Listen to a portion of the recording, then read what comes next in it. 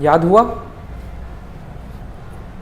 कल नहीं आए थे तो मतलब वो एलिमेंट्स के नेम याद हो गए ना? आवर्त सारणी, हाँ। अच्छा, नई वीडियो देख लीजिएगा, है ना?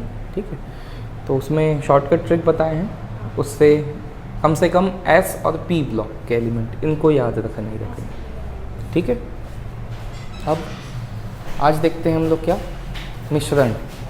Good morning. ठीक है, तो मिश्रण किसको बोलते हैं? जब किसी भी अनुपात में, है ना, किसी भी अनुपात में हम 2 या 2 से अधिक पदार्थों को मिला देते हैं। ठीक है, तो उसको क्या बोलते हैं? मिश्रण बोलते हैं, है ना? जैसे, है ना, पानी में हमने क्या घोल दिया? चीनी घोल दिया, तो वो क्या कहलाएगा? मिश्रण कहलाएगा। तो जितने भी पेय पदार्थ हैं, चाहे कोल्ड ड्रिंक हो, चाहे, है ना, शरबत हो, है ना, चाहे चाय हो, ये सब क्या कहलाएंगे? मिश्रण कहलाएंगे, है ना? शरबत, चाय, हवा, हवा भी क्या है? मिश्रण है ना? ठीक। मिश्रण के प्रकार तो 2 प्रकार का देखे थे हम लोग, कौन कौन सा? एक होमोजीनस और एक हेट्रोजीनस, समांगी मिश्रण और विषमांगी मिश्रण।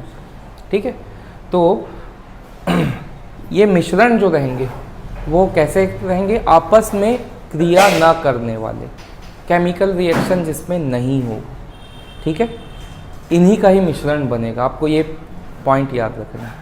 क्यों? क्योंकि कंपाउंड में केमिकल रिएक्शन हो सकता है। ठीक है, क्योंकि CaCO3 का हमने एग्जाम्पल लिया था, ठीक है, चौक या कैल्शियम कार्बोनेट का। तो कैल्शियम है, उसमें कार्बन है, उसमें ऑक्सीजन है, एक निश्चित अनुपात में मिला है वो। ठीक, अगर बात करें यौगिक और मिश्रण की, ठीक है, कंपाउंड और मिक्सचर की, तो कंपाउंड किसको बोलेंगे? कंपाउंड मतलब एक सर्टेन रेशियो में होगा, है ना? जैसे सबसे इजी एग्जांपल लेते हैं हम लोग पानी का, H2O, ये क्या है? कंपाउंड है। क्यों कंपाउंड है? क्योंकि हाइड्रोजन, है ना, हमने कल एटॉमिक नंबर जाना, तो अब एटॉमिक नंबर से एटॉमिक वेट निकाल सकते हैं हम लोग, या मॉलिक्यूलर वेट निकाल सकते हैं। ठीक है, तो एटॉमिक वेट निकालेंगे, एटॉमिक वेट से मॉलिक्यूलर वेट निकालेंगे।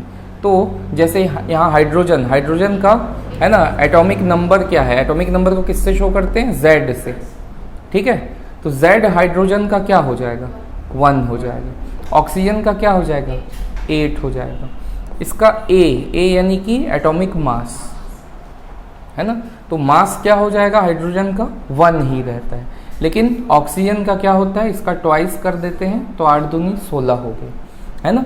मतलब यहाँ पे कितने हाइड्रोजन है? 2 हाइड्रोजन है। मतलब मैं इसको 2 से मल्टीप्लाई करूँगा तो मेरे पास यहाँ पे इसका मॉलिक्यूलर वेट क्या आ जाएगा? 2, और इसका क्या आ जाएगा? 16। अगर इसको मैं रेशियो में रखूँ तो मेरे को हाइड्रोजन और ऑक्सीजन का रेशियो मिल जाएगा, है ना? तो इसको सिंप्लीफाई कर लेंगे तो क्या आ जाएगा? 1:8। मतलब 1 भाग मैं अगर हाइड्रोजन कर लूँ और 8 भाग यदि मैं ऑक्सीजन कर लूँ तो मेरे को क्या मिलेगा? पानी मिलेगा, है ना? ये कहीं का भी पानी आप उठा लीजिए, नाले का पानी, गंगा नदी का पानी, है ना, लंदन की गंगा, थेम्स, उसका पानी उठा लीजिए, ग्लेशियर का पानी उठा लीजिए, समंदर का पानी उठा लीजिए, ठीक है, बरसात का पानी उठा लीजिए, कहीं का भी पानी उठा लीजिए, क्या मिलेगा आप कभी भी, है ना? उसमें आप अगर अनुपात देखेंगे, रेशियो देखेंगे हाइड्रोजन और ऑक्सीजन का, तो ये एक सर्टेन रेशियो होगा, 1:8। जब इसमें मिलाएंगे तो ही क्या बनेगा?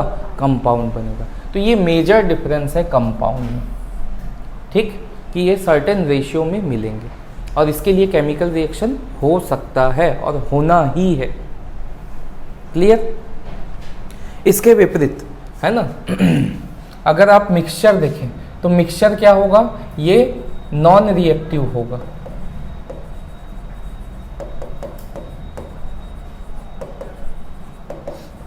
क्या होंगे? ऐसे पदार्थ जो आपस में क्रिया नहीं करते हैं, इनको ही जब आप मिलाएंगे तो मिक्सचर मिलेगा।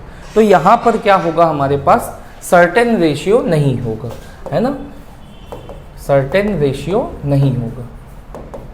सर्टेन रेशियो से क्या तात्पर्य है कि यहाँ पर हमको इस बार 1:8 के अनुपात में मिलाने की